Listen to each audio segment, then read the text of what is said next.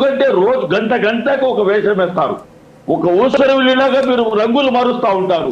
దాన్ని ఏమంటారు? మన విజయవాడ పుస్తకావిష్కరణ మీరు ఏమన్నారు? ఇది ప్రజా రాజధాని కనపడడం లేదు, ప్రజల కోసం నిర్మించిన రాజధాని కనపడడం లేదు, ఇది ప్రైవేట్ వ్యక్తుల కోసం నిర్మించినట్టుంది, ఇది పబ్లిక్ ఇష్యూలుగా ప్రజలు గ్రహించడం లేదు అని మీరే చెప్పారు. చెప్పండి దాని జవాబు. ప్రజలు చెప్పాలి. ఇది ప్రజా రాజధానికి వ్యవహరించడం లేదు ప్రజలు, ఇది పబ్లిక్ ఇష్యూగా చూడడం లేదు రాజధానిని, ఇది ఒక ప్రైవేట్ వ్యక్తుల కోసం నిర్మించిన దానికోసం మాట్లాడుతున్నారు జనాలు అని చెప్పి మీరే చెప్పారు. దానికి జవాబు చెప్పాలి. ఎందుకు రాజధాని పైన పుస్తకావిష్కరణ మీరు మాట్లాడింది విజయవాడలో?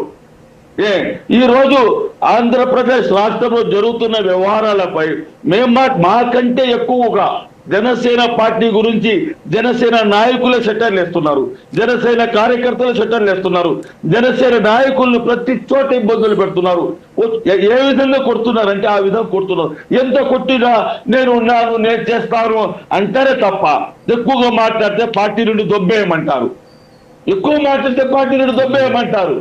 ఇది ఎంతవరకు న్యాయము?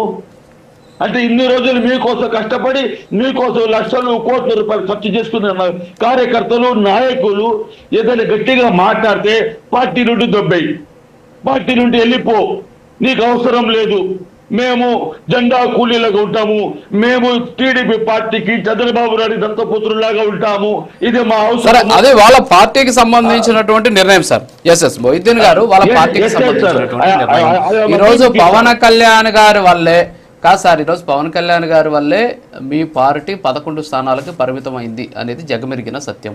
సో ఏంటి పవన్ కళ్యాణ్ గారిని చూసి మీ పార్టీ భయపడుతుందా? మీ టార్గెట్ చంద్రబాబు నాయుడు, పవన్ కళ్యాణ్? ఎందుకు పవన్ కళ్యాణ్ గారిని పవన్ కళ్యాణ్ గారి చుట్టూ తిరుగుతుంది? విజయ్ ఎక్కడో తమిళనాడులో గెలిస్తే దానికి పవన్ కళ్యాణ్కి ఏం సంబంధం? విజయ్ అక్కడ 2 చోట్ల గెలిస్తే ఇక్కడ నువ్వు ఓడిపోయినావు అనడం, అక్కడేమో విజయ్ వాళ్ళ కారు డ్రైవర్కి సీట్ ఇచ్చాడు, ఇక్కడ కనీసం నువ్వు గెలవలేదని చెప్పడం. అసలు పవన్ కళ్యాణ్ ఎందుకు అంత టార్గెట్ చేయాల్సినటువంటి అవసరం ఏంది సార్? పవన్ కళ్యాణ్ గారు చెప్పే మాటలకు చేసే పనులకు చాలా తేడా ఉన్నారు సార్. మొన్ననే మీరు తిరుపతిలో బాలినేని గారు వాళ్ళు పోయి అక్కడ మీటింగ్ పెడితే ఏ విధంగా వాళ్ళు అక్కడ కార్యకర్తలు ఆవేశంగా మాట్లాడారో రాష్ట్ర ప్రజలందరూ చూశారు. ఒక క్రెడిబిలిటీ లేని నాయకుడిని పట్టుకొని మన నాయకుడు ఏ విధంగా అంటాం సార్? ఆయన 10 మందిని నిలబడి